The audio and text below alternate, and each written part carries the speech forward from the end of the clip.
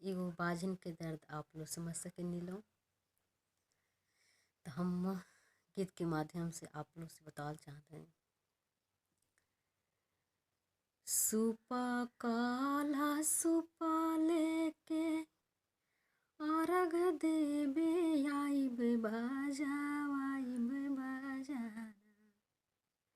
अरे सुपा काला सुपा लेके अर्घ देवे आइब बाजाना।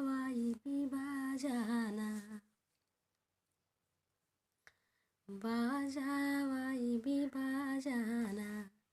छठी मैया दे दिए गो लालना बजवाई बाजाना। छठी मैया दे दिए गो लालना बजवाई बाजाना।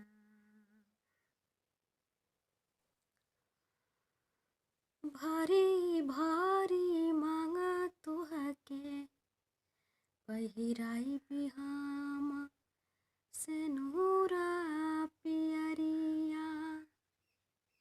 अरे भारी भारी मांगा तुहके पहिराई बिहाम से नूरा पियरिया।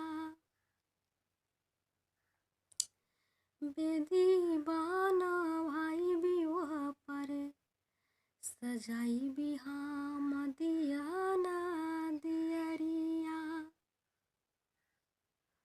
मनवा भइल जाता थोर, मनवा भइल जाता थोर, कुछ दिन अखिया के लोर, कुछ दिन अखिया के लोर।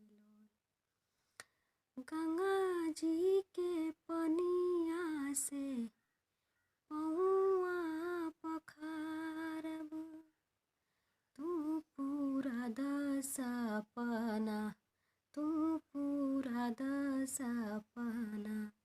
छठी मैया दे दई गो लालना बजवाई बाजाना। छठी मैया दे दई गो लालना बजवाई बाजाना। जोड़े जोड़े कोसिया भरमी छठी मैया।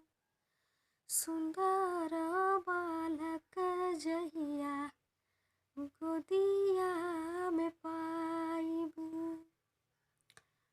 पोखरा खून भाई भी तुहके घर ही बोलाइब। बानी गोहरावत मैया होखना सहैया।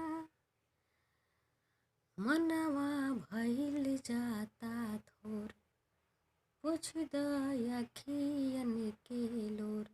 मनवा भइल जाता थोर, पूछ द अखियन